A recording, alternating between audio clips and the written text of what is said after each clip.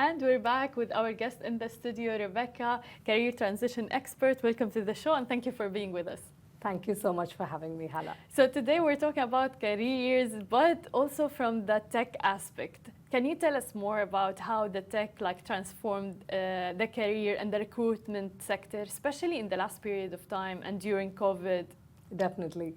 So technology has actually helped people to move, getting the right choices of career.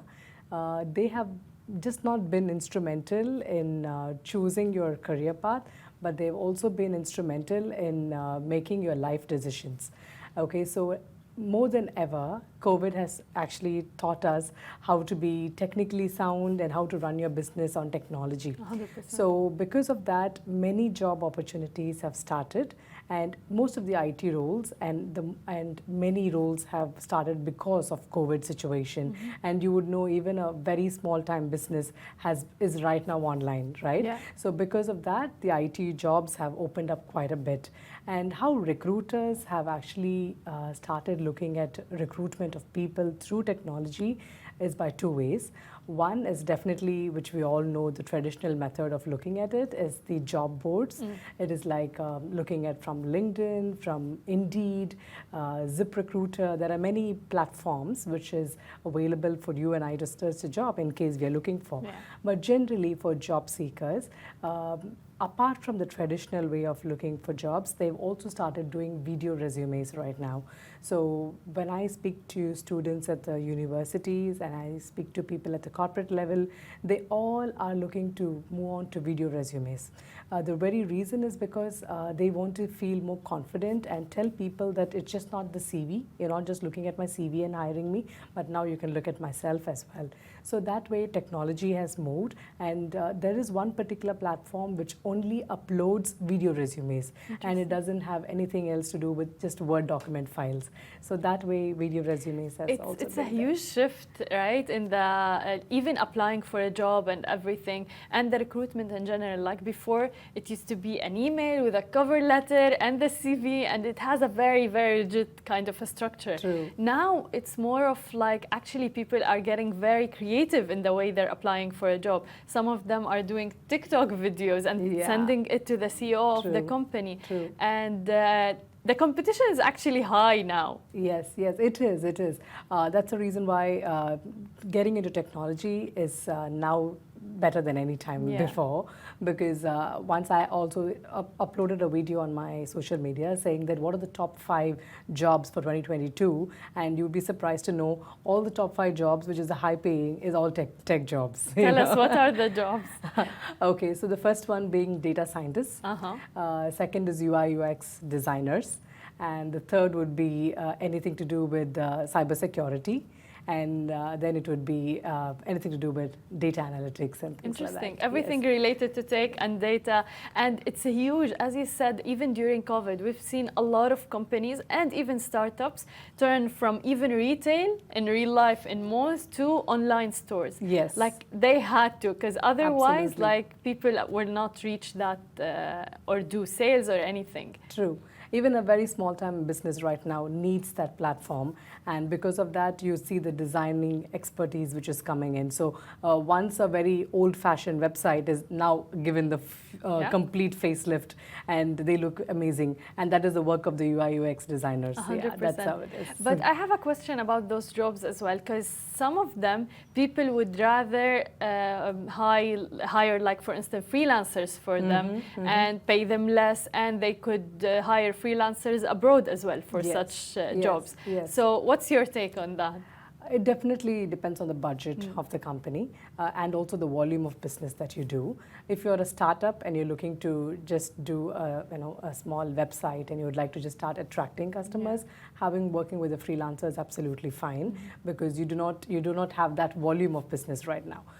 Definitely it's on the budget and the volume. Yeah, and I agree also, like if your business is fully like focused on the website and you need someone to have maintenance the whole time of the website and keeps track of everything, and as you said, data is very important as well.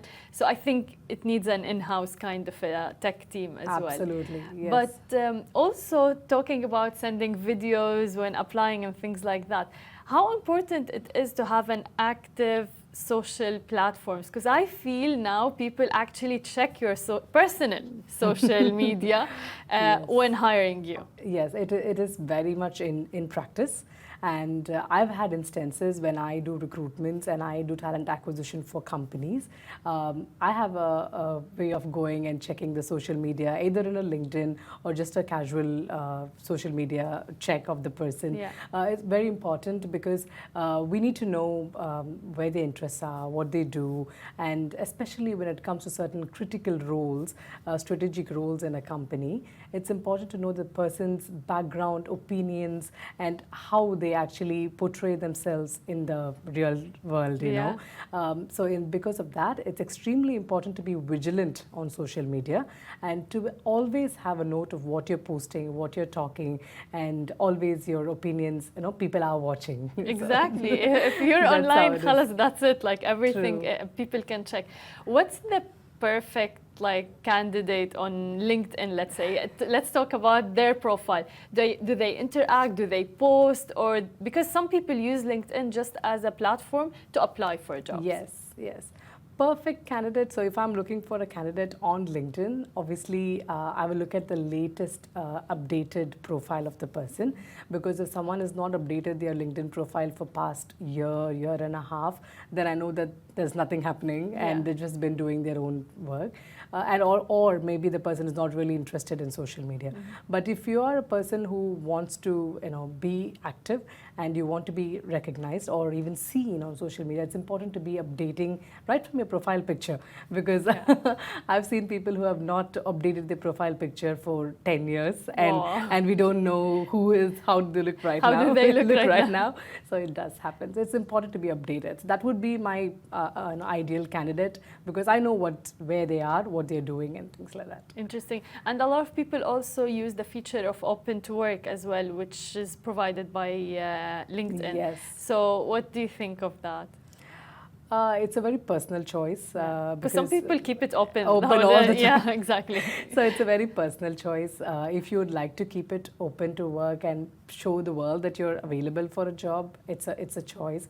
But some people do not do that because they don't want to tell everyone that I'm looking for a job. And it definitely depends on the level of work you are at in your seniority and things like 100%. That. So I would personally not recommend to keep it as open to work, because it just shows that you're available for jobs very easily. Yeah, like you're very open for yes. too open. That's true. Also, apart from LinkedIn and everything, let's talk about recruiters themselves, because I feel there is a transition as well in recruiting people. Correct.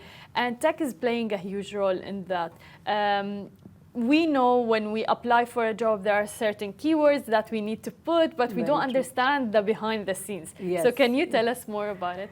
Absolutely. So while you post a CV, there are people just waiting for years, waiting for a call. Yes. As people don't get a job call immediately.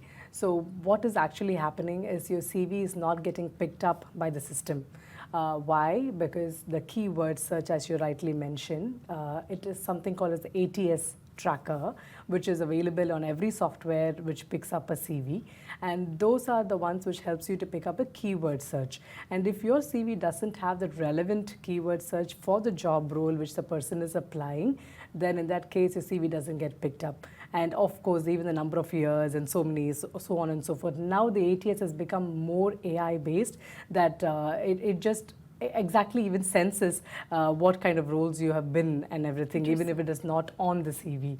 So that way it has become more advanced. Interesting. And that saves a lot of time and money as well for recruiters as well, because you're not going through thousands of CVs. Absolutely, honestly. absolutely. Yeah, and that helps the business. Very true. So along with this, there is also psychometric assessments, which has become a part of a recruitment tool right now.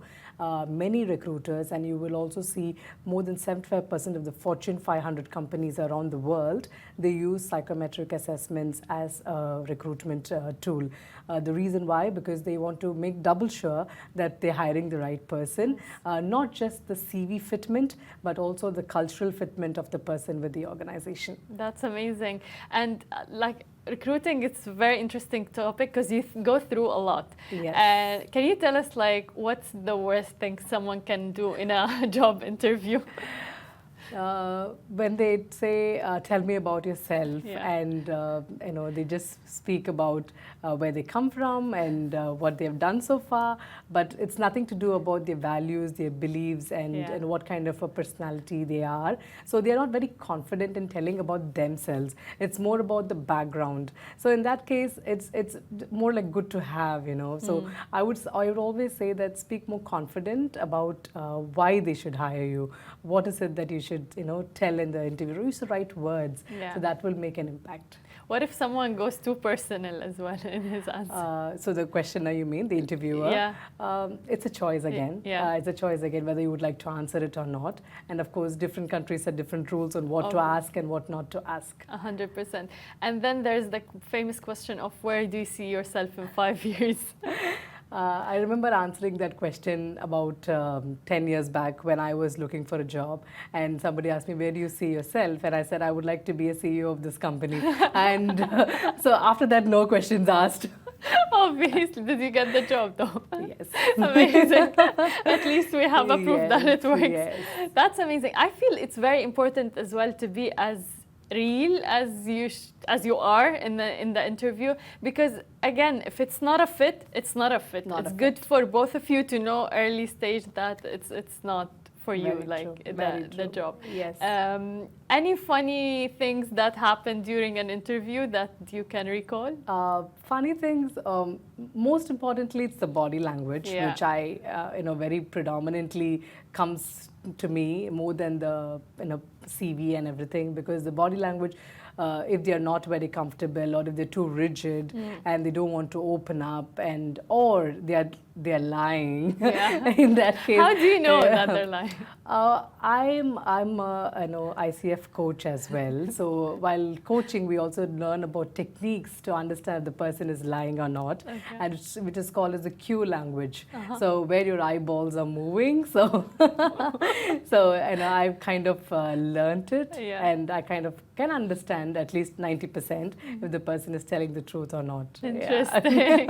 What would you do when you see someone is lying? Do you go with the flow, or khalas, I go with the flow. It's so much fun. You can get so much information which you know that they're not telling the truth. I just go with the flow. Interesting. There are so many rules for interviews, which is like the way you, the outfit you wear, also coming on time, things like that. True. Putting your phone on the table, like a lot of things, to be honest. But also during COVID and even till now, there are so many virtual interviews. Yes. So what are the rules for the virtual interview? Oh, virtual interviews. I've had some really funny instances.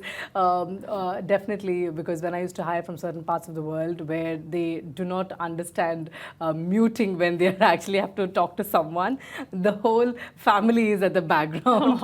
And that's how I've taken some interviews. And I had to literally tell them to, get off the mic and then come back. So I had to do that. But yeah, virtual interviews is not my favorite because I could not really see the real person, and I really like to see them in person. Even if I've done 1 or 2 rounds of interviews virtually, and if I'm in a position to hire the person, I would definitely ask them to come and meet us in person. Interesting. So in person still is very important. It cannot get away, the human part of it, right? Yeah, it cannot 100%. get away. Yes. If you would like to give us one advice for people who are looking for a job, especially right now. Be real in your CV. Do not fake your CV. Because what you have done is what will show up even during the job itself.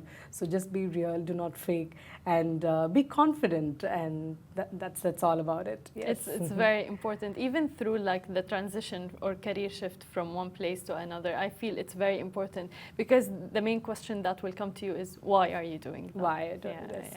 Yes. And I've always dealt with people who are in career transitions, and I deal with people who want to 10, 15 years of work experience, and now they do not know what to do with life because they get so bored with the current job and they want to do something completely new. So I help people moving through the transition, help them to, their happy spot possibly. Because there is the fear element as Yes, well when you're doing yes. a huge shift. Absolutely. So that's the role of a coach, because we guide you through the process, make you see through the maze, and you, most importantly, you're in your ease when you do the transition. Exactly. Yes. Rebecca, thank you so much for the amazing insights. Thank you so much. Nice talking to you, Hala. Thank you so much for all for being with us. شكرا لكل الناس اللي تابعتنا. كنا مع ريبيكا خبيرة التحول الوظيفي، حكينا عن كيف الواحد ينتقل من وظيفة إلى أخرى، ومنحكيكم نحن بكرة، ومنشوفكم بحلقة جديدة من برنامج تك بالعربي. نهاركم سعيد جميعا.